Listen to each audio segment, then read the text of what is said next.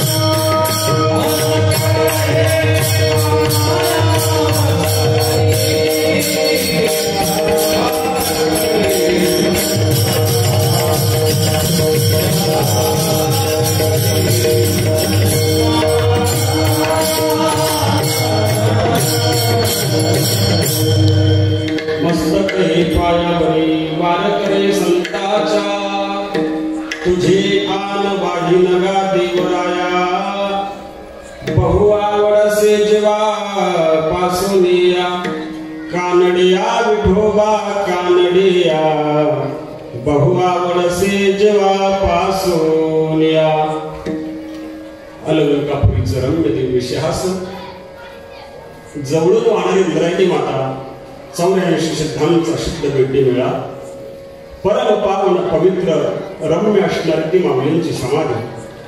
त्या समाधीतून निघणारा एक एक दिव्य किरण त्या साधकाच्या अंतकरणातील भाव घेऊन निघतोय. त्या साधकाच्या अंतकरणातील मन विक्षेप आवरण तीनही दोष नाहीसे करून त्या साधकाचा अंतकरण भगवत साक्षात्कारी बनवते. त्या दिव्य किरणाला वंदन करून पवित्र माऊलींच्या चरणाला स्पर्श करून आपलं सर्वांचं अधिष्ठान ग्रामदैवत भैरवनाथाच्या चरणाला वंदन करून या ठिकाणी सेवा करायची आहे. विठ्ठल विठ्ठल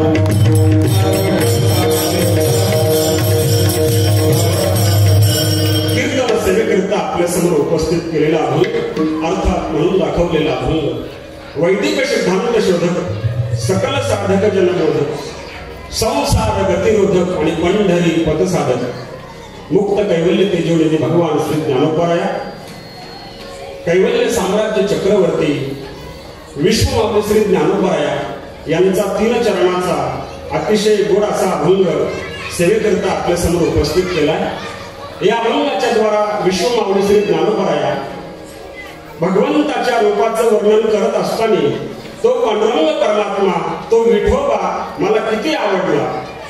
की आवडीचा परिहार देण्याकरता विश्वमावली श्री ज्ञानोपराय म्हणतात की पांडुरंगा तुझी आण घेऊन अर्थात शपथ घेऊन सांगतो की तू मला जीवापेक्षा आवडला. देव आवडीचा विषय हे अभंगातून ज्ञानोपराय सांगतात. विठ्ठल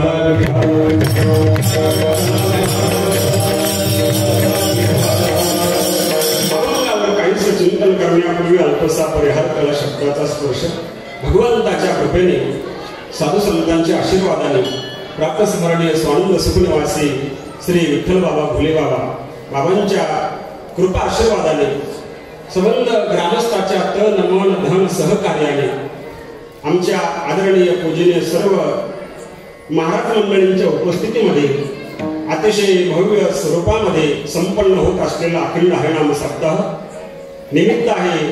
आपलं सर्वांचं अधिष्ठान ग्रामदैवत भैरवनाथाच्या जन्मोत्सवाच्या निमित्तानं हा कृतज्ञता सोहळा त्याचबरोबर ज्ञानोपरायांच्या सप्तशतकोत्तर या समाधी सोहळ्याच्या निमित्तानं हा आपला उत्सव संपन्न होत आहे. आणि या उत्सवातील आजच्या दिवसाची कीर्तन सेवा सर्व गावकऱ्याच्या वतीनं भजनी मंडळाच्या वतीनं तरुण मंडळीच्या वतीनं आदरणीय आमचे परमार्थ प्रेमी अंकुश महाराज यांनी मला हे दिलेलं सेवेचं निमंत्रण आहे. आणि या सेवेकरिता उपस्थित असणारे सर्व गुणीजन अतिशय गोड आणि वारकरी संप्रदायाची उपासक साधनानिष्ठ आणि सेवा करणारी ही सगळी मंडळी गेल्या अनेक वर्षापासून आपल्या गावामध्ये उपस्थित असतात. त्यामध्ये प्रामुख्याने ज्यांनी अतिशय गोड आणि सुंदर चाल गायली संबंध महाराष्ट्राचं एक लाडकं व्यक्तिमत्व महाराज मंडळींचं आणि त्यातली त्यात वारकरी कीर्तनकाराचं आवडतं व्यक्तिमत्व भजन सम्राट आदरणीय संगीत अलंकार आमचे संतोष महाराजांची या ठिकाणी आज उपस्थिती आहे. त्याचबरोबर आदरणीय अत्यंत गोड व्यक्तिमत्व शांत ज्यांचा स्वभाव आहे असे भजन सम्राट संगीत अलंकार आमचे शिवाजी महाराज घरजदार महाराजांची या उत्सवाला उपस्थिती आहे. त्याचबरोबर आदरणीय आळंदीहून आदरणीय महाराजांचं शिंदे महाराजांची ठिकाणी उपस्थिती आहे. वारकरी शिक्षण संस्थेतील सर्व भावी कीर्तनकार वारकरी संप्रदायाचे उपासक आमचे बालगोपाळ विद्यार्थी मंडळी मृदंगावरती साथ देण्याकरता मृदंग विशारद शहाजी महाराज असतील त्याचबरोबर मृदंग विशारद बाजीराव महाराज ही सर्व मंडळी या ठिकाणी उपस्थित आहे. माईक सिस्टम अतिशय सुंदर आहे आणि आज योगायोगानं प्रवासाला एकटा निघालो पण आमच्या पैठण परिसराचं भूषण जोग महाराज संस्थेचे विद्यार्थी महाराष्ट्रातील एक सुप्रसिद्ध कीर्तनकार तुकाराम महाराज संस्थांचे महंत आमचे गजानन महाराज नलावडे महाराजांची या ठिकाणी आज उपस्थिती आहे. 7 ते 9 ही अगदी अतिशय चांगली वेळ आहे, प्रसन्न वेळ आहे आणि या वेळेचं बंधन आता 8 वाजलेले आहे. 9 वाजता आपल्याला थांबायचंय, अभंगावरही चिंतन करायचंय. सुरुवात होण्याकरता 5-10 मिनिटाचा उशीर झाला, 10 मिनिटं झाले तरी हरकत नाही. अंकुश महाराजांनी ग्रामस्थ मंडळीने सांगितलं तरी सुद्धा वेळेत आपण थांबणार आहोत. लक्ष देऊन कीर्तन ऐका. अभंग विश्वमावली श्री ज्ञानोपरायांचा हे अभंगाच्या द्वारा ज्ञानोपराय म्हणतात की मला माझा देव आवडला, विठोबा आवडला. तो किती आवडला तर माऊली सांगतात की देवा तुझीच आण घेऊन सांगतो की तू मला जीवापेक्षा सुद्धा आवडला. आणि माणसाला देव आवडावा परमार्थ सुरू आहे. वारकरी संप्रदायातील आपण सगळी मंडळी या ठिकाणी साधना करतो, हा उत्सव करतो. कशा करता? आम्हाला तो देव आवडावा, देव आवडण्याकरता तर हा उत्सव सुरू आहे. मी तर असं म्हणेन, देवाविषयी आवड निर्माण होणं ही भक्ती संप्रदायातील अतिउच्च अवस्था आहे. आम्हाला देव आवडावा. या वर्तमान काळामध्ये, विज्ञानाच्या युगामध्ये प्रत्येक व्यक्तीचा आवडीचा विषय भिन्न असेल, पण आम्हाला देव आवडावा. महाराष्ट्राच्या मातीतले आपण माणसं आहोत ना. वारकरी संप्रदायाची माती म्हणजे महाराष्ट्राची माती आहे. आमचा आराध्य पांडुरंग परमात्मा आहे. वारी, दिंडी, फड परंपरा, कीर्तन परंपरा या सगळ्या गोष्टी महाराष्ट्राच्या मातीमध्ये अनुभवायला आम्हाला मिळतात. इतर क्षेत्रामध्ये, इतर प्रांतामध्ये, इतर राज्यामध्ये आपण जर गेलो तर कीर्तन परंपरा नाही, भागवत कथा आहे पण कीर्तन परंपरा नाही. कोरोनाच्या काळात सुद्धा आमची सगळी मंडळी भोजनाशिवाय राहायला तयार होती, पण कीर्तनाशिवाय राहायला तयार नव्हती. पण दुर्दैव असतं, हे आम्हाला बंद ठेवावं लागलं. पण साधनानिष्ठ व्यक्तीनं भजन सोडलं नाही. ही परंपरा महाराष्ट्रामध्ये अनुभवायला येईल. म्हणून वारकरी संप्रदायाची माती ही महाराष्ट्राची माती आहे. जरा लक्ष देऊन बारकाईने ऐका.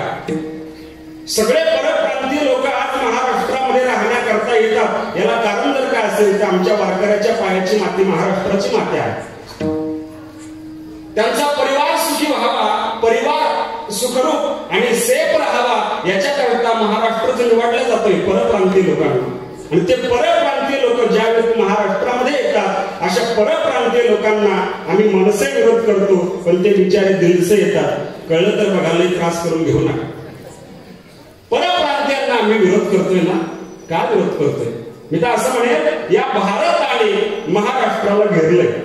हे तुम्ही नीट घेरलं की नाही मला सांगता येणार ना, पण घेरलं. करा सुरुवात. महिला मंडळी, माता भगिनी ज्यांच्याकडून साड्या विकत घेतात, तो सुरती साड्या, तो सुरत होऊन घेऊन आलाय, तो गुजराती आहे.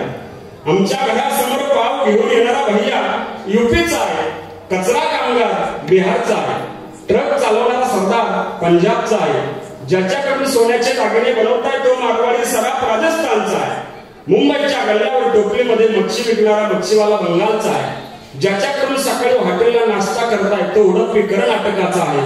आणि आमच्या गाडीचा टायर जर पंक्चर झाला, ज्याच्याकडे पंक्चर काढण्याकरता नेत आहे तो अण्णा केरळचा आहे. या भारताने महाराष्ट्राला घेरलंय का? त्यांना माहित आहे या महाराष्ट्रामध्ये मी सुरक्षित आहे, माझा परिवार सुरक्षित राहील आणि मी कमावलेली संपत्ती सुरक्षित राहील. का? महाराष्ट्रातली माणसं ही ज्ञानोबा तुकाराम रसायन पिऊन वाढले. मग इतरांशी कसं वागावं, इतरांना कसं प्रेम द्यावं हे महाराष्ट्रातल्या माणसाला चांगलं कळतं. मग तुम्ही म्हणाल असं काय आहे महाराष्ट्रामध्ये, तर 4 गोष्टी आहेत, नोट करून ठेवा. महाराष्ट्रामध्ये संत, महाराष्ट्रामध्ये ग्रंथ, महाराष्ट्रामध्ये पंथ, महाराष्ट्रामध्ये भगवंत. म्हणून तर माझा महाराष्ट्र शांत आहे. महाराष्ट्र शांत आहे. तुम्ही म्हणाल महाराष्ट्र कशामुळे शांत आहे? काय करतात संत? तर संत लिहितात ग्रंथ. काय करतात ग्रंथ? ग्रंथ धावतात उद्धाराचा पंथ. काय करतो उद्धाराचा पंथ? पंढरीचा भेटवतो भगवंत. काय करतो पंढरपूरचा भगवंत? जन्म मरणाच्या दुःखाचा करतो अंत. म्हणून तर महाराष्ट्र शांत आहे. शांततेचं प्रतीक शांतीब्रह्म नाथ बाबा, मी तर असं म्हणाले शांतीब्रह्म कुरेकर बाबा हे महाराष्ट्राच्या मातीला मिळाले, म्हणून तर महाराष्ट्र शांत आहे ना. मग अशा शांतप्रिय महाराष्ट्राच्या मातीमध्ये मला असं वाटतं देवाविषयी जर आवड निर्माण होत नसेल तर आमचं दुर्दैव आहे. देवाविषयी आवड निर्माण व्हावी याच्याकरता तर माझ्या ज्ञानोबाईने सर्वात अगोदर हातामध्ये पताका घेतली आणि विठोबाची आषाढी वारी केली आणि मग आम्हाला वारी करण्याकरता सांगितलं. माझ्या जीवीची आवडी पंढरपुरा नेलीन गुढी. अगोदर स्वतः खांद्यावर पताका ज्ञानोबा घेतात, वारी करतात आणि मग आम्हाला वारी करण्याकरता सांगतात का देव आम्हाला आवडावा. मी तर असं म्हणेल देव आवडण्याच्या अगोदर आम्हाला देव मान्य असावा. मान्य असणारा देव समजावा, समजलेला देव भेटावा, मग त्याच्याविषयी आवड आहे. वर्तमान काळामध्ये देव मान्य नाही. मान्य असावा, समजावा, भेटावा, मग तो देव आम्हाला आवडेल. पण देव नाकारणारी आजही नास्तिक माणसं भेटतात. वेदांताच्या भाषेमध्ये प्रत्यक्ष प्रमाणाला महत्व देणारी मंडळी आहे. जे प्रत्यक्ष आम्हाला दिसतंय त्याच गोष्टी आम्ही मान्य करतो अशी विज्ञानवादी आणि आपल्यातील बरीचशी माणसं बोलतात. देव आम्हाला दिसतच नाही तर तो का मान्य करावा, तुम्ही वेगळी माणसं आहेत देवदेव करणारी, असं बोलणारी लोक आम्हाला भेटतात. मी सांगून देईल आपल्याला, या विश्वामध्ये या जगात आपल्याच्या डोळ्यासमोर बऱ्याच गोष्टी आहेत, ते आहेत पण दिसत नाही. आहेत ना, दिसत नाही. समोर विजेचे पोल आहेत, मंदिराच्या पाठीमागे विजेचे पोल आहेत, त्याच्यावरती तार आहे, त्या तारेमध्ये करंट आहे. म्हणजे दिसलं का कोणाला? दिसलं? बोला बोला. करंट आम्हाला दिसलं नाही, मग ते नाही का? आहे पण दिसलं? दिसत नाही म्हणजे नाही का? नाही असं जर आपल्याला वाटत असेल तर त्या ताराला हात लावा, फक्त मला जाऊ द्या, उद्या, आज नकोय. करंट आहे, दिसत नाही. हवा आहे, वायुदेवता आहे, ती हवा सुद्धा आम्हाला दिसत नाही. आणि ती हवा नसती तर आमच्यातली हवा राहिली नसती. हवा आहे, बऱ्याच अशा काही गोष्टी आहेत पण त्या आम्हाला दिसत नाही. भगवंताला पाहण्याकरता या चर्मचक्षुने पाहता येणार नाही. भगवान श्रीकृष्ण अर्जुनाला उपदेश करत असताना गीतेच्या 11व्या अध्यायामध्ये सांगतात की अर्जुना, तुला जर माझं विश्वरूप पाहायचं असेल तर त्याच्याकरता दिव्यम ददामि ते चक्षु पश्चिमे योगमेश्वरम. दिव्य दृष्टीशिवाय देवाचं स्वरूप आम्हाला पाहता येणार नाही. विठ्ठल विठ्ठल.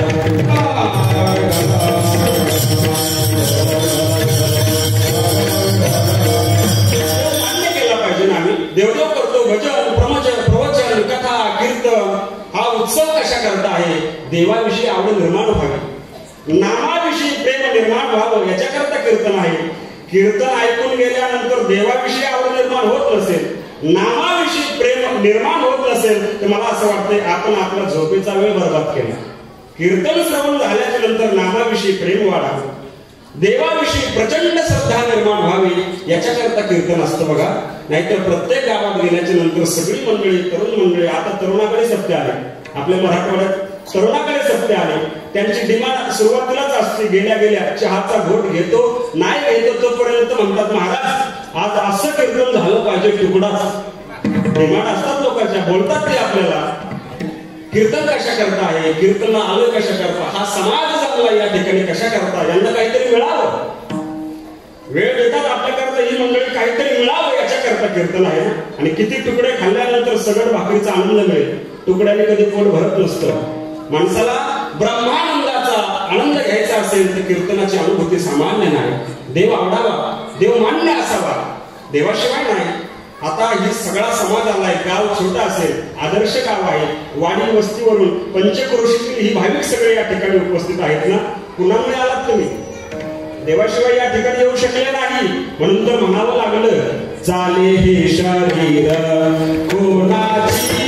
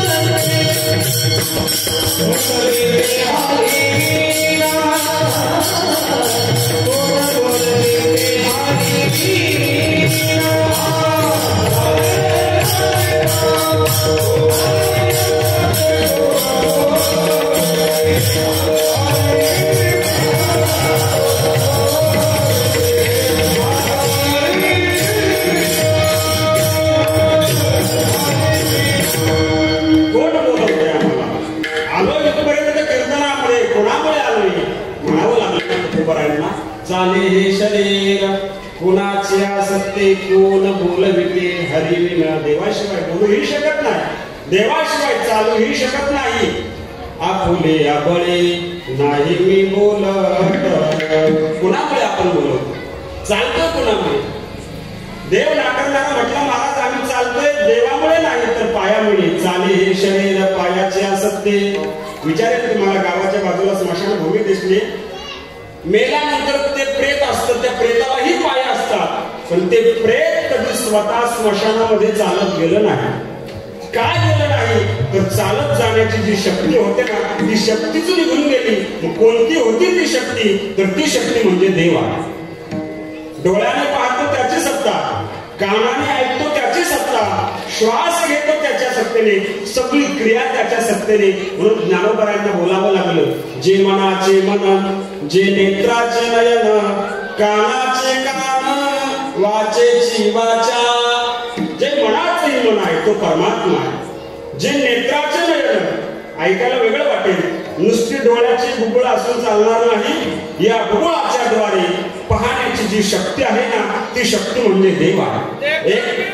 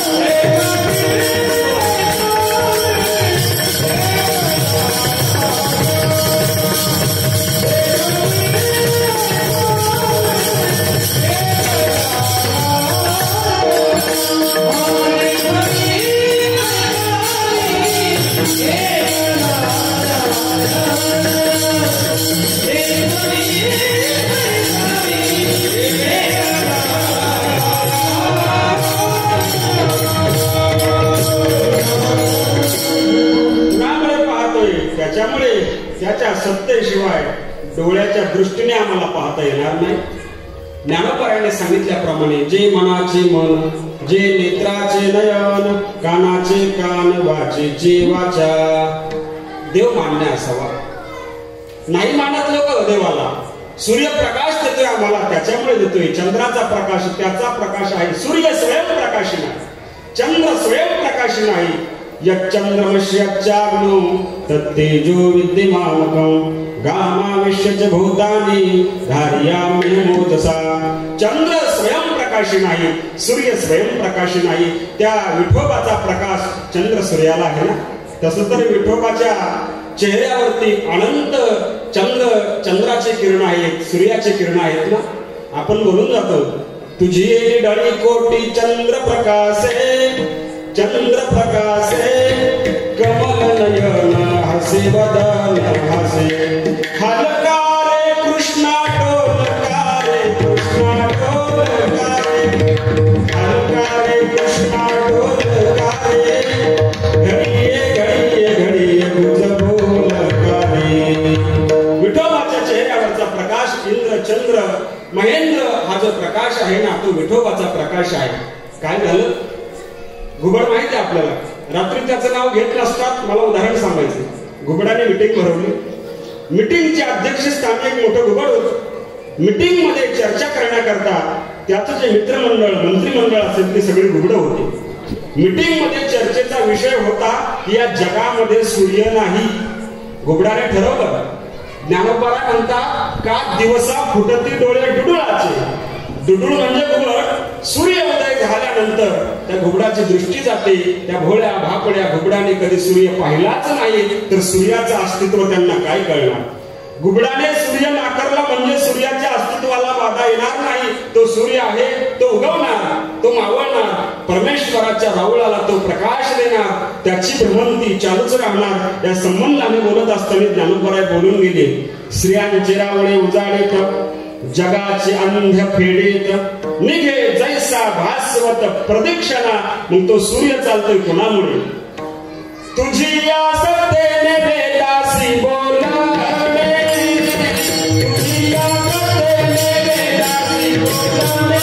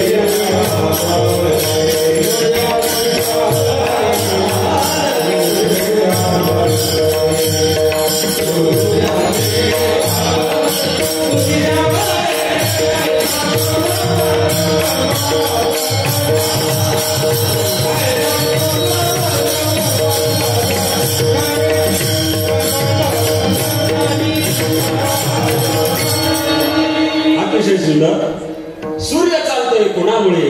तुझे या सत्तेने वेदासे बोलणे, सूर्यासे चालणे तुझ्यामुळे. हा शब्द महत्वाचा आहे. सूर्यासे चालणे तुझ्यामुळे. पाहतो देवामुळे, चालतो देवामुळे, श्वास देवामुळे. सगळी क्रिया त्या परमात्म्याच्या सत्तेशिवाय घडू शकत नाही. तर मला असं वाटतंय तो देव आम्हाला मान्य असावा. पुढचा विषय आहे मान्य असणारा देव आम्हाला समजावा. देव समजून घेण्याचा विषय आहे. जशी भारतामध्ये लोकसंख्येची दाटी आहे तशी प्रत्येक माणसाच्या देवघरात देवाची दाटी आहे. पण खरा विठोबा समजला नाही. समजला. किती देव आहेत आमच्या देवघरामध्ये? काही हलके देव आहेत, कॅटेगरीने नाही, वजनाने. पत्र्याची देव हलके देव आहेत. त्याच्यामध्ये खंडोबा, बिरोबा, म्हसोबा अनेक देव आहेत ना. त्याच्यामध्ये पुन्हा जड देव आहेत, वजनदार, पितळाचे, विठ्ठल रुक्माई, गणपती बाप्पा आणि तो लंगडा कोणता देव आहे? रंगनाथ, बालकृष्ण. तो लंगडा नाही. नामदेव महाराज बोलतात, तळवे तळ हात टेकी, डाव्या गुडघ्याने रंगत, रंगाने रंगनाथ, तोम्या देखील लागे सळे. तो रांगता रंगनाथ आहे. पण नाथ सृष्टीच्या निमित्ताने एक मित्र घरी आला, देवहाऱ्यातला रंगनाथ पाहिला लंगडा, आणि मला म्हटलं मध्यभागी बसलेला तो पोलिओ झालेला देव कोणता आहे? मला देव समजला नाही. देव समजून घेण्याचा विषय आहे ना. देव मान्य असावा, देव समजावा. आमच्या माय मावल्या भावना प्रधान आहेत, भावनिक आहेत. जरा काहीतरी चिरकुट चिंकाचा अंकाचा गोळा तयार करतात. नाथ बाबा बोलतात, पाटावर मांडतात, हळदी कुंकू अक्षदा वाहतात आणि त्या देवाला तुझ्या मनाप्रमाणे नाव देतात आणि अशा देवाची भक्ती करतात ना. अशा देवाची भक्ती करून तो विठोबा आम्हाला कधी समजणार नाही.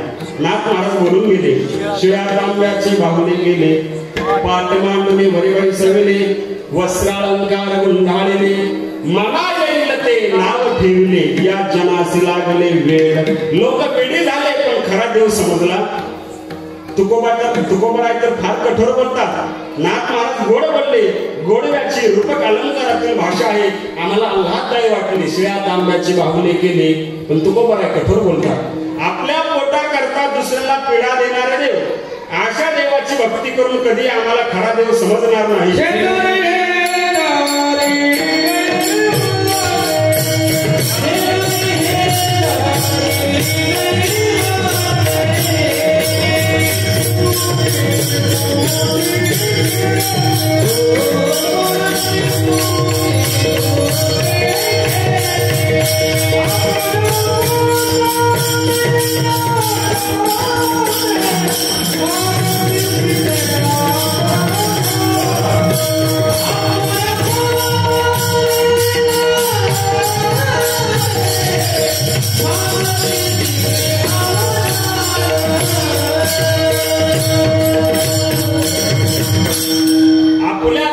करता त्रास देणारे देव, स्वतःच्या पोट भरण्याकरता दुसऱ्याला जे पीडा देतात, अशा देवाची जर आपण भक्ती केली तर आम्हाला काय मिळणार आहे?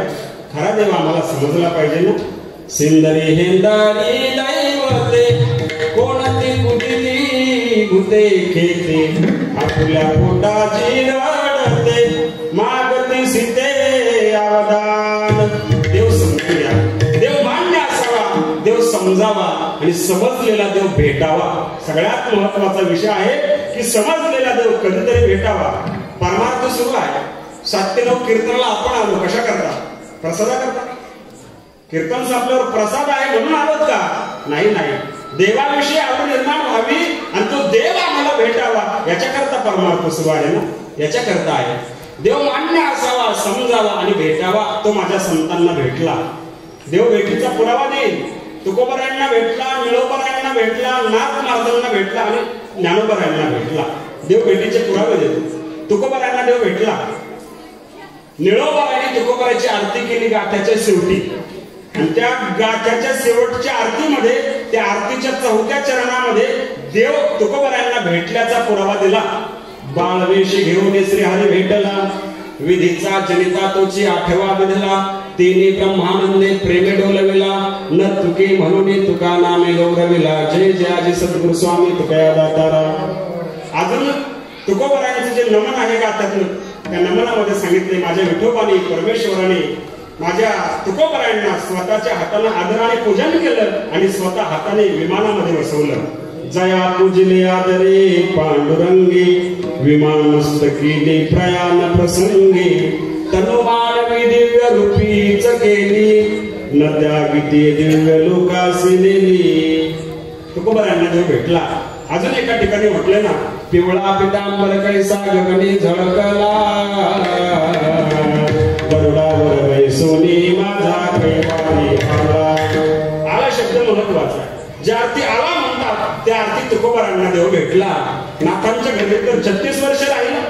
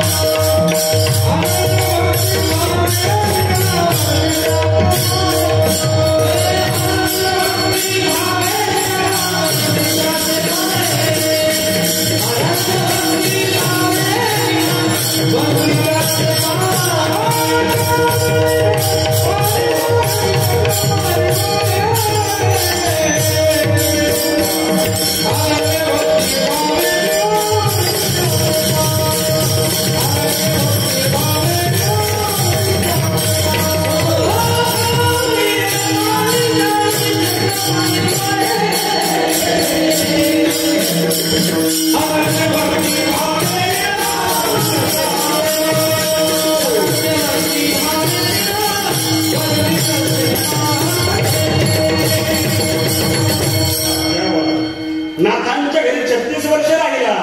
कावडीने पाणी ज्या घरी चक्र पाणी वाही, अनन्य भक्ती भावी निळा वंदी त्यांचे पाय.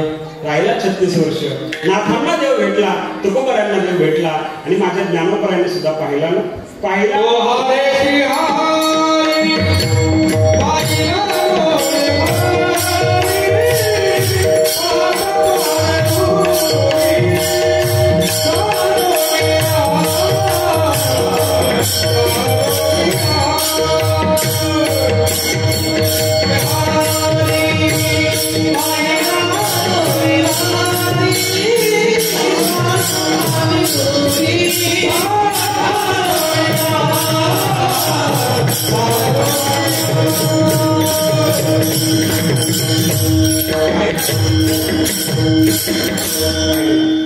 पाहिला.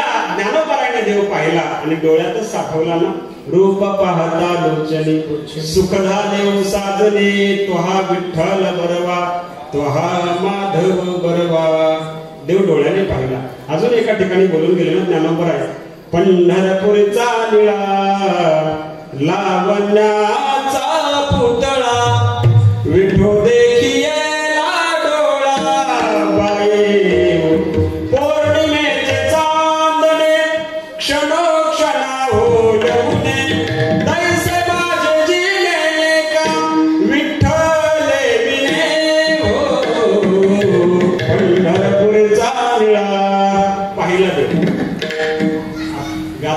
तुम्ही आश्रममुळे प्रयत्न केला. बरं, देव पाहिला ना, देव पाहिला.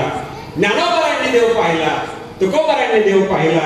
माझ्या नाथांना देव भेटला. देव मान्य असावा, देव समजावा आणि देव भेटावा.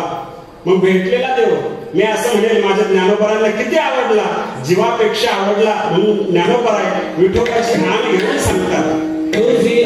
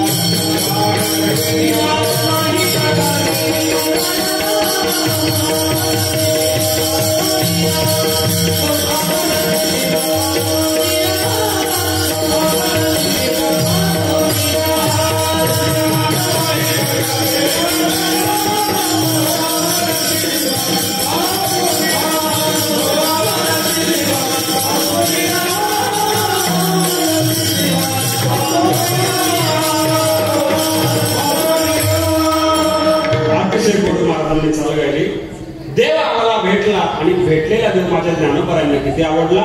ज्ञानोबाराय म्हणतात, देव मला इतका आवडला देवा, तू मला माझ्या जीवापेक्षा आवडला. तुझे आन वाढी नगा देवराया. आन म्हणजे शपथ. एखादा व्यक्ती एखादी गोष्ट आपल्याला समजावून सांगतोय आणि ती जर पटत नसेल तर आपल्याकडे आन वाहण्याचा शपथ घेण्याचा प्रघात आहे. आणि जास्तीत जास्त आपण आईची शपथ घेतो ना. आईला तर द्रुपद करून टाकलं लोकांनी. जास्त आईची शपथ घेतो आपण. माझे ज्ञानोबाराय म्हणतात की देवा पांडुरंगा, तुझी आण घेतो. मला या विश्वामध्ये जर काय आवडत असेल, बहु आवडसे जीवा पासून या जीवीची या जीवा, प्रेम भावाची या भावा. उत्तरार्ध महत्वाचा आहे. तुझं वाचूनी केशवा आणून आवडे, तुझ्याशिवाय मला कोणी आवडत नाही. आवडे ज्या हरे अंतरापासून. देवा तू मला आवडला आणि देव आवडावा. विनेकरी बाबा आहे, विण्याची सेवा आहे का. कधीतरी मला विठोबाने भेट द्यावी, कधीतरी तो देव माझ्या स्वप्नामध्ये यावा आणि मला भेटावा. विण्याची सेवा आहे. हे विद्यार्थी मंडळी, ही छोटी छोटी फारच छोटी आहे, फार छोटी आहे. तो मधला सावळा विठ्ठलच आहे की नाही. सुंदर आहे एकदम. बघा, काळा आहे पण दिलवाला आहे. आमचा विठोबा आकर्षण करणार आहे. सगळ्या विश्वाला आकर्षक कोणाचा आहे? माझ्या विठोबाचा आहे ना. विठोबाचा आहे. दिसायलाही सुंदर आहे माझा देव, फार सुंदर आहे. आणि तो देव माणसाला आवडावा. देव आवडण्याकरता मंडप मध्ये आलं पाहिजे. सप्ताह आयोजक नियोजक त्यांनी काय उक्त घेतलं नाही. मराठवाड्यात गुप्त म्हणतात आणि इकडे मी नगरचाच आहे. उक्त, उक्त हा शब्द असतो ना. कधीतरी आलं पाहिजे या मंडप मध्ये. माय माऊलीने आलं पाहिजे, कधीतरी झाडून आला पाहिजे. जसं घरी पाहुणे जावे कोणी आला तर सगळा समर्जक रांगोळी असते. माझ्या विठोबाचा दरबार आहे, भैरवनाथाचा उत्सव आहे, कधीतरी रांगोळी काढली पाहिजे. कधीतरी या ठिकाणी चटई अंथरली पाहिजे. एखादा म्हणतो मला चटई टाकायला सांगतो का, तुला माहित नाही का मी कोण आहे? सगळ्या गावाला माहित आहे तू कोण आहे. हा, टाक चटई इथं अहंकार चालत नाही. ज्या ज्ञानोबारायांनी 7 समुद्राच्या पलीकडची माणसं सुखी होण्याकरता प्रतिज्ञा करावी, त्या ज्ञानोबारायांनी ज्ञानेश्वरीचं तत्वज्ञान पूर्ण झाल्याच्या नंतर म्हणावं, ये रे तरे मी मूर्ख. किती लहानपणा घ्यावा. तुकोबारांचं जीवन जर आपण पाहिलं, तुकोबाराय किती मोठे. तिही त्रिभुवनी आम्ही वैभवाचे धनी, अनुरेमया थोकडा तुका आकाशा एवढा. आणि तुकोबाराय स्वतःला म्हणतात, मी अनाथ आहे, मी तवा अनाथ अपराधी, कर्महीन मतिमंद बुद्धी, तुझम्या आठविले नाही कधी, वाचे कृपानिधी माय बापा. किती लहानपण आहे संतांचा. कधीतरी या मंडप मध्ये आल्यानंतर सेवा केली पाहिजे. विण्याची सेवा कधीतरी 1 तास विना घ्या, काय फरक पडतो का. घरी प्रपंचाचा किती भार सांभाळतोय आपण, पण विण्याची सेवा चालत नाही. बरं, विण्याचं वजन फार नाही. बाबा किती वजन आहे विण्याचं? 5 किलो नाही, मान गळाली असते. 2 किलोचा झाला, राऊंड फिगर 2 किलोचा विना. 2 किलोचा विना सप्ताहामध्ये किती तास सांभाळावा लागतो बोला? 2च तास सांभाळायचा आहे. 2 किलोचा विना 2 तास सांभाळा. पण फॅसिलिटी किती आहे? सकाळी नाश्त्याला कांदा पोळी, दुपारी पंक्तीवाल्याकडे जेवण, संध्याकाळी सुद्धा अन्नदान सगळ्यांकरता आहे ना. एरवी मकर संक्रांत वट पौर्णिमेला बायको पाय पडते, पण दिंडी मिरवणुकीच्या दिवशी अख्खं गाव करायच्या पाय पडतं. 2 किलोचा विना 2 तास सांभाळा तर इतका मान सन्मान इथं मिळतो, पण विना घ्यायला कोणी तयार? तुम्हाला विचारेल सगळ्या मंडळीला, आपल्या घरी लहान लेकरू असतं, आपला नातू किती किलोचा असतो बोला? कोणीच बोला नको. आपण नातू किती किलोचा असतो? 8 किलोचा. तुम्ही त्याला याकडे मोजून घेतला का? हा, तो पठारावर राहिला असेल तर मला वाटतं 8 किलोचा असेल, पण नगरला राहिला असेल तर गुड्डे बिस्किट खाऊन कदू झालेला 15-20 किलोचा नातू. मात्र दिवसभर खांद्यावर सांभाळतय, तरी संध्याकाळी घरी आल्यावर सुनबाई शिव्या देते. ही संसारातील शोकांतिका आहे. 2 किलोचा विना कोणी सांभाळायला तयार नाही. पण ऐका मायबाप, नातू कामाला येणार नाही, विण्याची सेवा कामाला येणार. कोरोनाच्या काळामध्ये म्हातारा थोडं खोकलं, नातवाने आतून कवाट लावलं आणि म्हातारला डोंगरावर पाठवलं. नातू कामाला येणार नाही, विना कामाला येणार. संतांचे शब्द गोड आहेत ना. कळो येईल अंत काळी, कळो येईल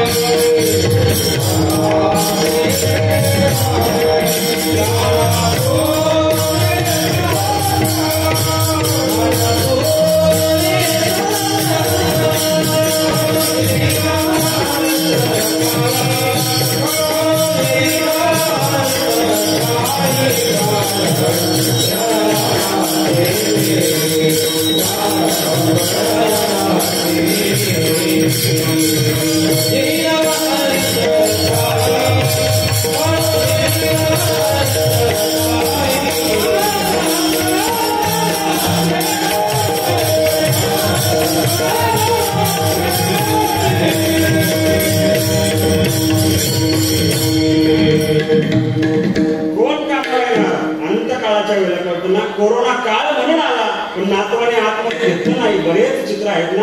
कोरोनाच्या काळामध्ये झाडाची पानं गळावी तशी माणसं पटपट मरून गेली, पण कोरोनाच्या काळात परिवार आणि थारा दिला नाही. हे अनुभवायला आम्हाला मिळालं ना. शेवटी कोण होतं? ज्याला कोणी नाही ना त्याला विठोबा असतो, ज्याला कोणीच नसतं त्याच्याकरता देव असतो. पण तो देव आम्हाला कधीतरी भेटावा आणि तो देव आम्हाला आवडावा. आठवलं म्हणून उदाहरण सांगून जाईल. पैठणचे एक सिद्ध संत होऊन गेले भानुदास महाराज. त्या भानुदास महाराजांच्या संप्रदायावरती उपकार आहे, पुढे विषय येईलच, पण त्याच्या अगोदर एक प्रसंग सांगून जातोय. पैठणचे सिद्ध संत भानुदास महाराजांच्या समवेत असणारे संत कुर्मदास महाराज, त्यांना हातही नाही, त्यांना पायही नाही आणि त्यांना दृष्टीही नाही, असे विकलांग अपंग कुर्मदास महाराज उद्या पंढरीला भानुदास महाराजांची दिंडी प्रस्थान ठेवणार. आणि कुर्मदास महाराज त्या प्रस्थानच्या कीर्तनाला भानुदास महाराजांच्या वाळवंटामध्ये हजर झाले. भानुदास महाराजांचं कीर्तन सुरू होतं.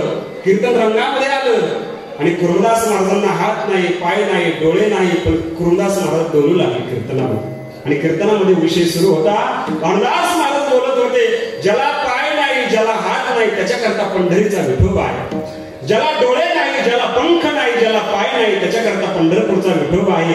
आणि भानुदास महाराजांनी गोड कीर्तनामधून प्रमाण सांगावं. आंधळ्या पांगळ्याचा विठोबा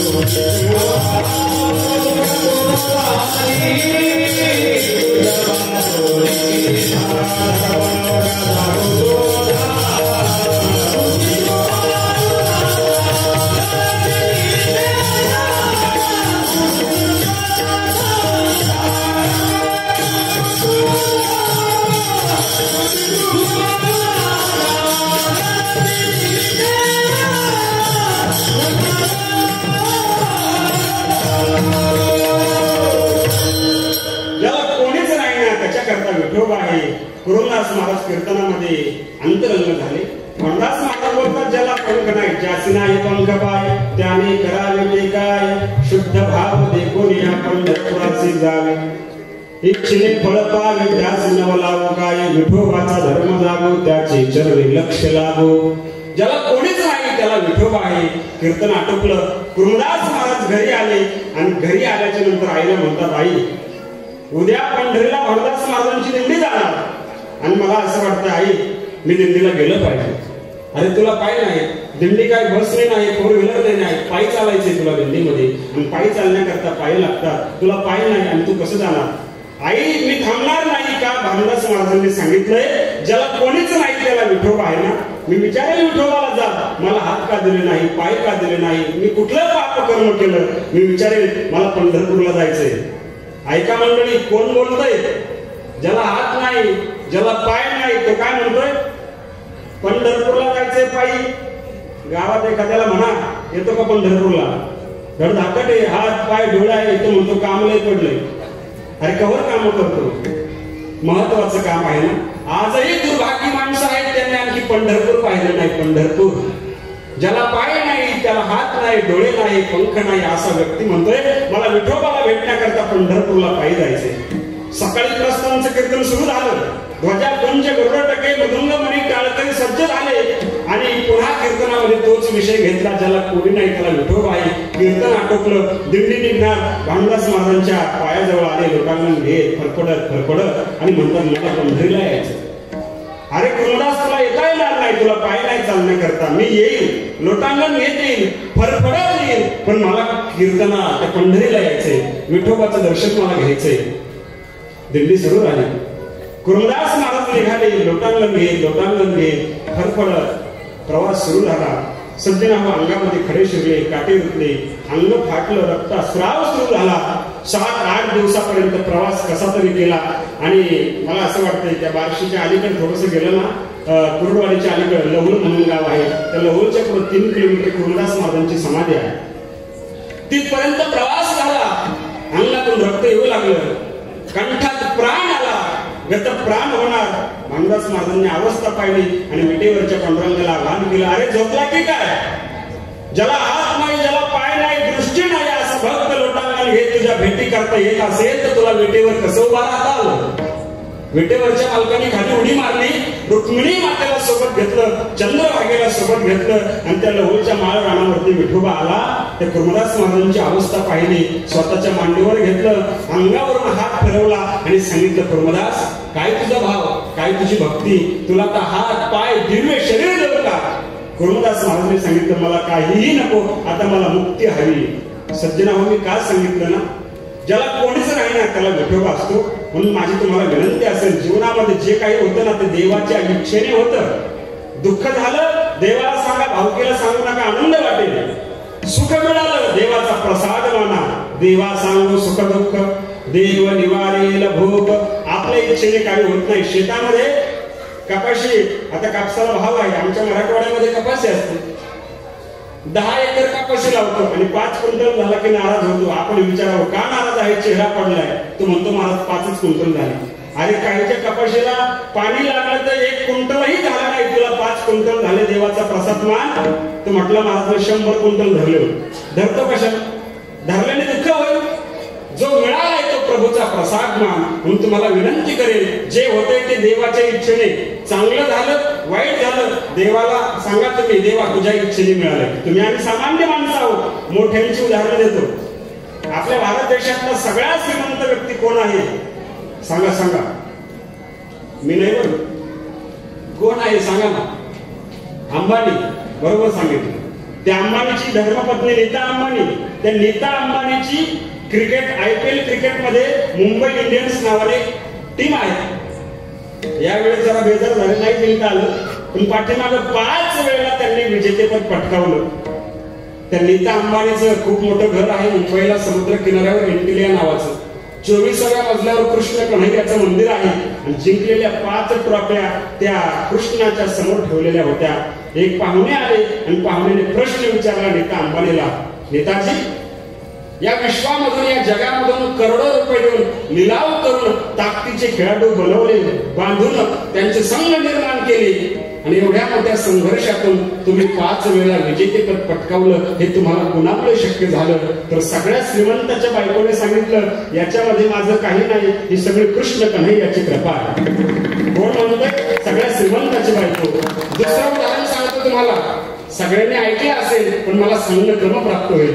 इंद्रायणीच्या तीरावर एक विद्वान बुद्धिमान एक वैज्ञानिक उभा होता. पण अगोदर तुम्हाला विचार, विज्ञानातलं सगळ्यात पहिलं मराठी संगणक परमसंगणक जर कुणी निर्माण केला असेल तर मी सांगून देईल तुम्हाला, कारण मला बोलवलंय तुम्ही नाही सांगणार. त्यांचं नाव आहे विजय भटकर.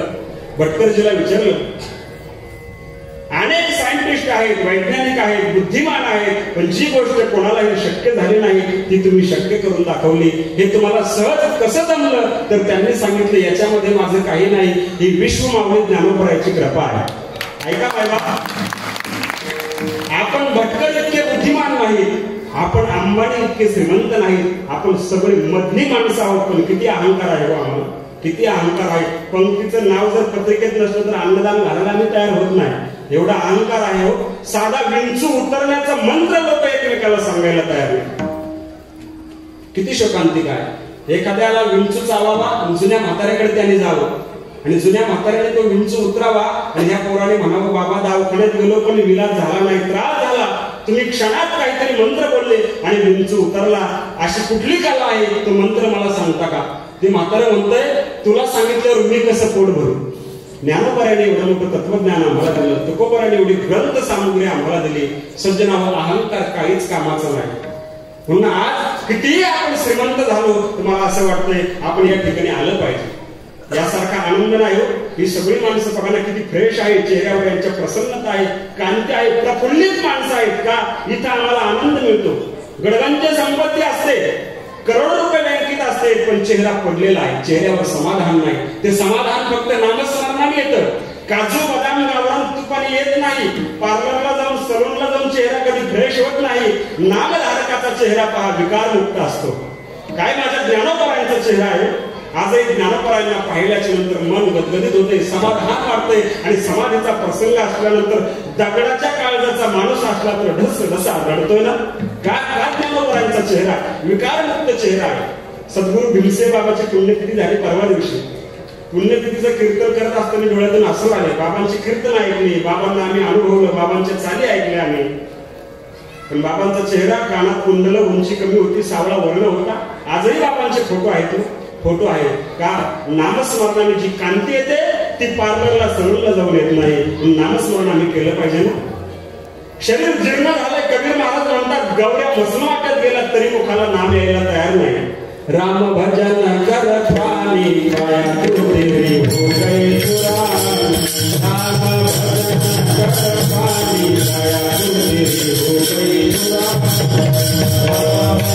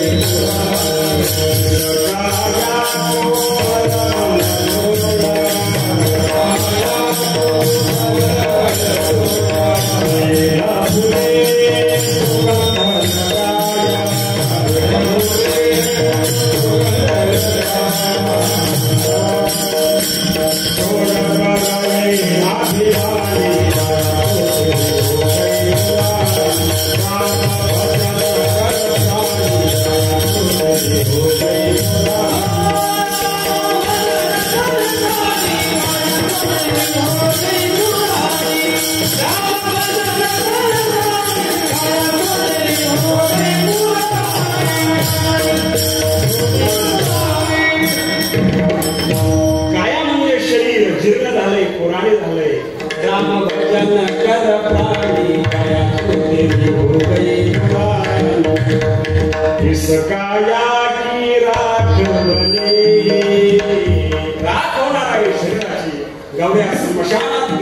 तरी सुद्धा रामनाम घ्यायला तयार नाही. माय मावल्यांचं किती अवघड आहे. संक्रांतीला ज्यावेळेला तिचा मालक 1-2 तोळ्याची नथ करून आणतो ना, नथ करून आणल्यानंतर तिने घरातल्याच परिवाराला दाखवलं असं नाही, सगळ्या गावात चक्कर मारते. सगळ्या गावातील लोकांना सांगते माझ्या मालकानं पिंट्याच्या बापानं नथ आणली, पिंट्याच्या बापानं नथ आणली. हे सगळं सांगत होते. कबीर महाराज तिकडून आले त्या गल्लीतून. कबीर महाराज त्या गल्लीतून आले आणि या बाईचं बोलणं ऐकलं, पिंट्याच्या बापाने नथ ऐकली आणि कबीर महाराज हसू लागले आणि कबीर महाराजांच्या मुखातून शब्द निघाले, जिस यार ने नथ निलाई उसको पुकारे बारंबार, मगर जिस यार ने नाथ दिया उसको भूल गई गवार. कबीर महाराजांनी हे चित्र पाहिलं. ज्या मालकाने नथ आणली तिचं 1000 वेळा नाव घेतो बाईना, पण ज्या परमात्म्याने विठोबाने नाक दिलं त्याचं एकदा सुद्धा नाव घ्यायला तयार. नाकाचं नसतं, नथ पुढे लागते असती. माय मावल्या हो, त्याचं नामस्मरण केलं पाहिजे. जशी मृदंगाची सम आहे, भजनाची सम आहे, तशी आमच्या जगण्याला सम असली पाहिजे. माणसाचं स्वैराचारी जीवन नकोय, बेतालाप जीवन नकोय. तो का म्हणे ताळा नाही त्याची अवकळा. सकाळी उठलं, चहा नाश्ता, काम, ड्युटी, आल्यावर पुन्हा जेवण आणि लगेच झोपलं. असं जर शेड्यूल असेल तर मला वाटतं पशुपशवाधिकात आणि आपल्यात फरक नाही. काहीतरी नियम असावा जीवनाला. पहिली सम सांगतो, सकाळी उठल्याच्या नंतर ब्रह्ममुहूर्तावर उठल्यानंतर सूर्यनारायणाकडे पाहून म्हणा, विठोबा तुझ्या कृपेने छान विश्रांती झाली. संध्याकाळपर्यंत शेतामध्ये प्रचंड काम करायचंय, घाम गाळायचा आहे, मुंगी पाया खाली येऊ देणार नाही, कुठलं पाप कर्म मी करणार नाही, तुझी कृपा माझ्याकडे असावी असं म्हणा तुम्ही त्या विठोबाला. ही पहिली सम आहे. दुसरी सम मध्यान्ह झाला, दुपार झाली, बायकोने दिलेला टिफिन किंवा डबा सिदोरी तिच्याकडे पहा, त्याला पाणी फिरा आणि म्हणा, देवा माझी लायकी नव्हती पण तुझ्या कृपेने हे अन्न मिळाले, अन्नमान धन हे तो प्रारब्ध अधीन. त्याला पाणी फिरवा आणि म्हणा, वदने कवळ घेता नाम घ्या श्रीहरीचे, सहजावन होते नाम घेता फुकाचे, जीवन करी जीवित्व अन्न हे पूर्ण ब्रह्म, उदर भरण नो हे जाणजे यज्ञ कर्म. त्याला पाणी फिरवा. दुसरी सम आहे. आणि तिसरी सम आहे, आता कीर्तन आटोपल्यावर प्रसाद घ्या आणि झोपण्याच्या अगोदर घोंगडी यात्रा आणि त्या घोंगडीवरती बसून तुळशीची माळ काढा, गळ्यातली खुंटीची, एका माळेचा जप करा आणि देवाला सांगा, विठोबा तुझ्या कृपेने सकाळपासून कुठलं पाप केलं नाही, शेतामध्ये प्रचंड काम केलं, मुंगी पायाखाली येऊ दिली नाही, कोणाचा द्वेष केला नाही, आता समाधानाने मला झोप लागू दे आणि सकाळी तूच मला उठवायला ये असं त्या विठोबाला म्हणा. आपण म्हणतो का? आपण त्याला म्हणत नाही म्हणून तो उठवायला येत नाही आणि आपण त्याला न म्हटल्यामुळे तो येत नाही, सगळं गाव उठवायला येतं. अजून कसे उठले नाही आहे की ना? देव उठवायला येईल आम्हाला, पण आम्ही त्या देवाशी बोललो पाहिजे, संवाद केला पाहिजे, तो देव आम्हाला आवडावा. 50 वर्षाचं वय झालं ना, संसारातून राजीनामा घ्यायचा. विनेकरी बाबांनी राजीनामा घेतला म्हणून इकडे आलं. आमचे पैठणचे ते बाबा, त्यांना ओळखतो मी, त्यांनी राजीनामा घेतला. बरेच मंडळ आहे, राजीनामा घेतला की इकडे आलं पाहिजे, नामस्मरण केलं पाहिजे, नामस्मरण केलं पाहिजे.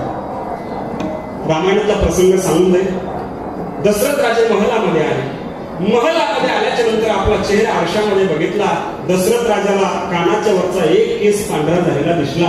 तुळशीदासजी वर्णन करतात, श्रवण समीप भयसित केसा मन हो जराठपण असौपदेसा. तुकोबरात पुष्टी देतात, जराकर्ण म्हणे सांगू आली गोष्ट, मृत्यूची या भेटे जवळ आली. कानाच्या वरचा एक केस पांढरा झाला. दशरथ राजाने राम राज्याभिषेक करवण्याचं ठरवलं. आपल्या भाषेत चाव्या पोराकडे दिल्या. लक्षात आलं ना? एकच केस पांढरा झाला, चाव्या पोराकडे दिल्या. आमच्या म्हाताऱ्याचं अख्खं डोकं ढवळं होतं.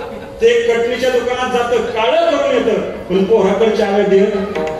संसार सुटत नाही हो. किती दिवस रममान होता संसारामध्ये.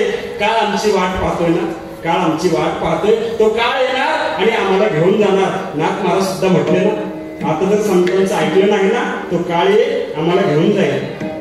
हे जर नाही काळ तरी दुसरा येईल,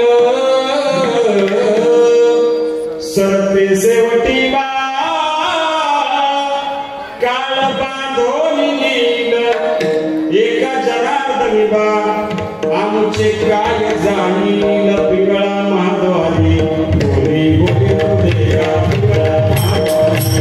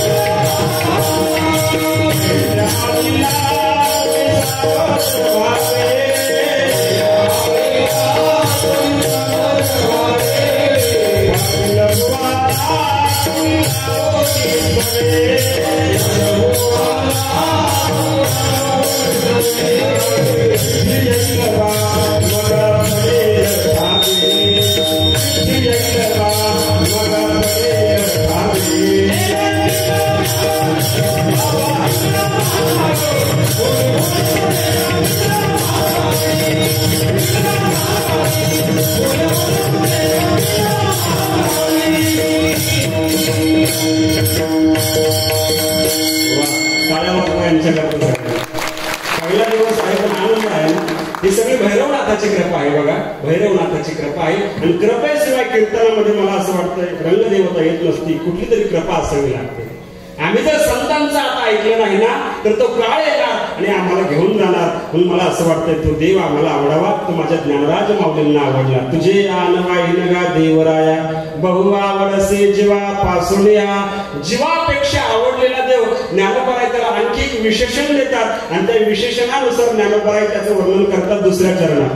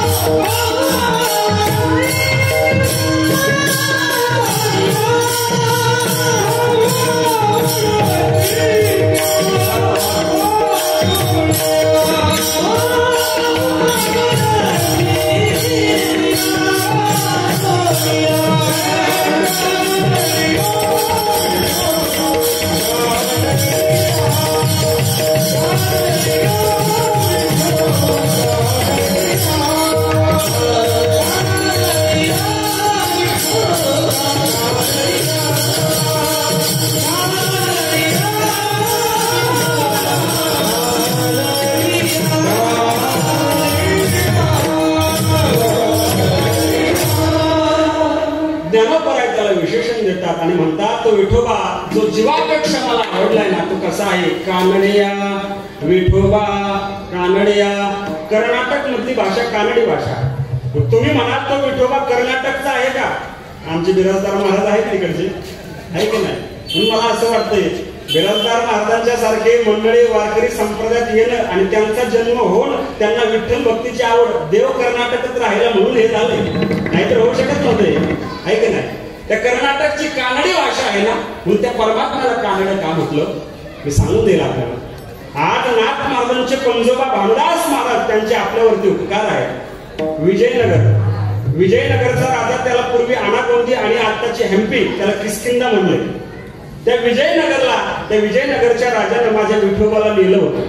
त्याचा नवस होता विठोबा तुला माझ्याकडे यावं लागेल. देवही गेला पण विठोबाने सांगितलं ज्या दिवशी माझ्या भक्ताचा अपमान होईल त्या दिवशी या विजयनगरला अर्थात कर्नाटकला मी राहणार नाही. भामदास महाराजांचा अपमान झाला. भामदास महाराजांना अपमानित करण्यात आलं, सुळावर देण्यात आलं. त्यावेळेला भामदास महाराजांच्या मुखातले शब्द आहेत. जर हे आकाश वरपड पायी ब्रह्मा घोळ भंगा जाई वड वांगल त्रिभुवन खाई परिमे तुझीच वास पाहिला विठोबा न करी अनिकाचा पांगिला नाम धारक तुझाची अंकिला. अपमान केला भामदास महाराजांचा आणि तो विठोबा तिथे राहिला नाही. भामदास महाराज कर्नाटक करून पुन्हा पंढरीला त्याला घेऊन आले. म्हणून मला असं वाटतं ज्ञानोबराय म्हटले कानडिया. आणखी प्रमाण आहे ना. कानडा राजा पंढरीचा पांडुरंग कांते दिव्य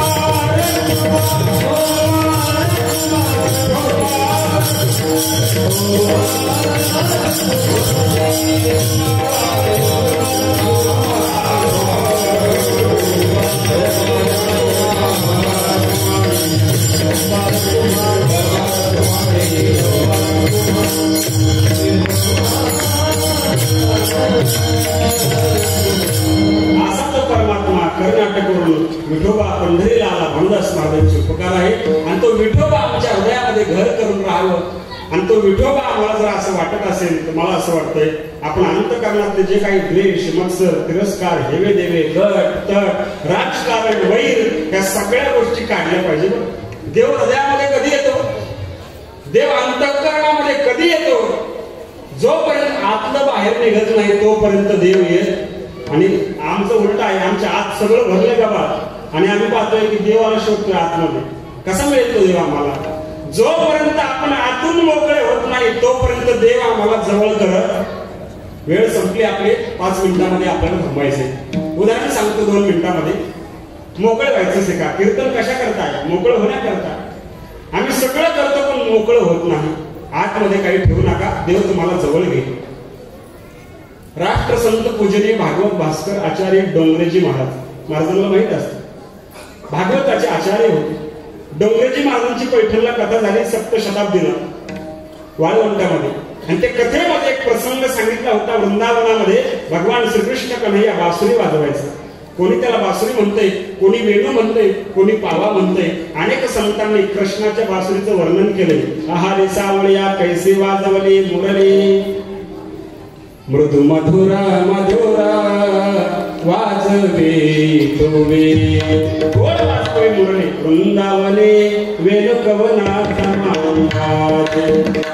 परमात्म्याने बासुरी वाजवावी आणि गोपिकांनी कन्हैयाच्या जवळ जावं आणि कन्हैयाला सांगावं, कन्हैया ही बासुरी वाजवणं आता तू बंद करू नको. का? तुझ्या बासुरीच्या स्वरावर माझे पंचप्राण आहे. तुझ्या बासुरीच्या स्वरावर आमचं जगणं उठणं हे घर काम आहे. देवा ही बासुरी वाजवणं बंद करू नको. पण तो नटखट कृष्ण कन्हैया बासुरी वाजवणं बंद केलं आणि ती बासुरी अशी खाली घोंगडीवरती ठेवली. एक गवळण आली, तिला राहवलं नाही. घोंगडीवरची बासुरी उचलली, आपल्या तळ हातावरती घेतली आणि त्या बासुरीशी ती बोलू लागली, संवाद करू लागली. सांग ना ग बासुरी, बासुरी बोल माझ्याशी, असं तू काय पुण्य केलं की कन्हैयाने तुला इतकं जवळ घेतलं? बोल बासुरी सांग, असं काय तुझं पुण्य उदयाला आलं की देवाने तुला इतकं जवळ घ्यावं? किती जवळ?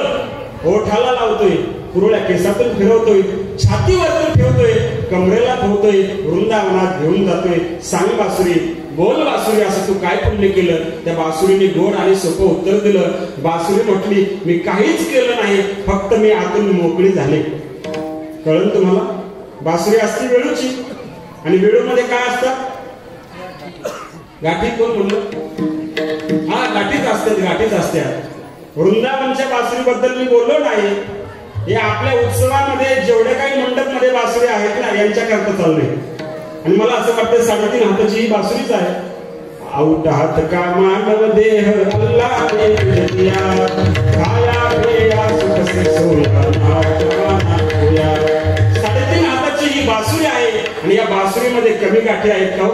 शेजाऱ्याने जर चांगलं घर बांधलं ना, त्याच्या घराकडे चांगल्या नजरेने आम्ही कधी पाहत नाही। नव्या बंगल्याची भिंत तडकते त्यांनी पाहिल्यावर जरा चांगलं बघ त्याच्याकडे। एखाद्याने नवी गाडी आणली, मंदिरासमोर पूजा करण्याकरता आणावी, ज्याच्या अंतकरणात मुळ आहे, गाठ आहे ना, त्याने फक्त त्या गाडीकडे पाहावी, नव्या गाडीची काच फुटते महाराज। एवढी दृष्टी वाईट असते काही माणसाची।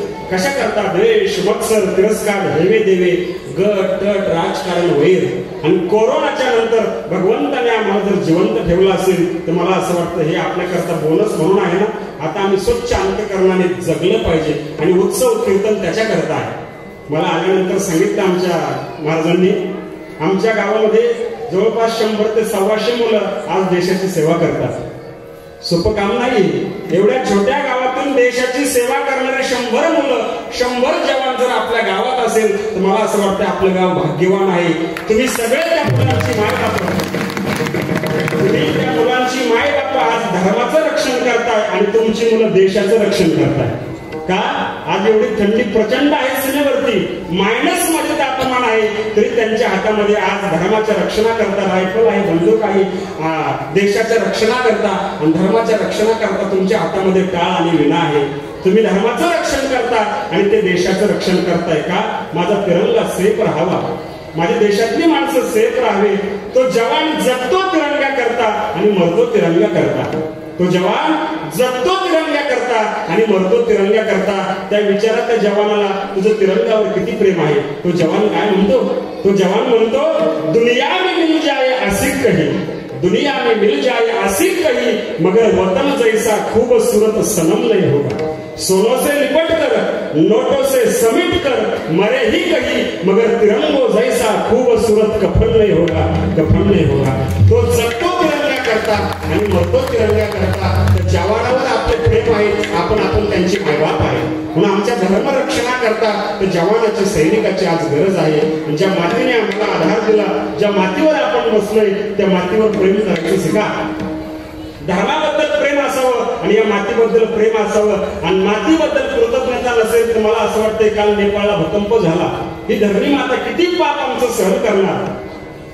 पापाच्या घटना, निसर्गाच्या विरुद्ध अनैसर्गिक कृत्य याच मातीवर आम्ही करतो, पण त्या मातीने कधी आमच्याकडे तक्रार केली नाही आणि या मातीने ठरवलं तर क्षणात धरणीकंप होऊन सगळं संपून जाईल।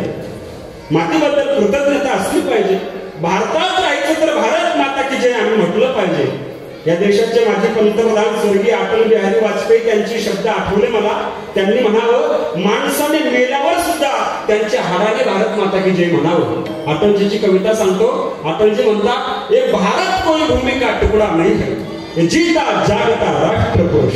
अटल जी कहते हैं, ये वंदन की धरती है, ये अभिनंदन की धरती है, ये अर्पण की भूमि है, ये दर्पण की भूमि है, इसकी हर एक नदी हमारे लिए गंगा है, इसका कंकर कंकर हमारे लिए शंकर है। हम जिएंगे तो इस भारत के लिए, मरेंगे तो इस भारत के लिए, लेकिन मरने के बाद भी गंगा जल में जब हमारी अस्थियां बहेगी तो कोई कान लगाकर सुन लो, एक ही आवाज आएगा, भारत माता की जय। देशाच्या जवानाबद्दल आमच्या अंतकरणात प्रेम असलं पाहिजे, कृतज्ञता असली पाहिजे आणि आम्हाला तो विठोबा प्राणापेक्षाही, जीवापेक्षाही आवडला पाहिजे। तो माझ्या ज्ञानोबरांना आवडला म्हणून 3ऱ्या चरणात सुद्धा सांगितलं, बहु आवडसी जीवा पासोली म्हणा।